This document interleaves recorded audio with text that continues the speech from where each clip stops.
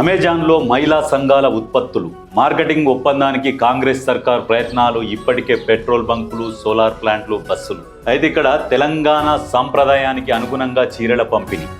అంటే తెలంగాణ సాంప్రదాయం ఎట్లా ఉంటుంది, ఆ రకమైన చీరలని తెలంగాణ మహిళలకు పంచుతున్నారు. ఇక్కడ ఏంటంటే డిసెంబర్ 9 వరకు గ్రామీణ ప్రాంతాల్లో తొలి విడత మహిళా మంత్రులు, ఎమ్మెల్యేలు, అధికారులు ఇంద్రమ్మ చీరలు కట్టాలి.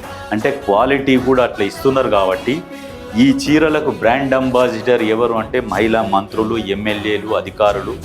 మీరే వాడాలి, మీరే దీనికి బ్రాండ్ అంబాసిడర్. గతంలో కొన్ని ప్రభుత్వం ఏం చేసిందంటే చేనేత వస్త్రాలకు అని చెప్పేసి ఒకరిని బ్రాండ్ అంబాసిడర్ కేటాయించింది. ఎవరు అంటే వాళ్ళంతా సినిమా హీరోయిన్, మోడర్న్ డ్రెస్సులు వేసి తిరిగేటోళ్లకు బ్రాండ్ అంబాసిడర్ ఇచ్చి వాళ్లకు తెలంగాణ ప్రజల సొమ్ము ఇంత అని కట్టబెట్టిరు.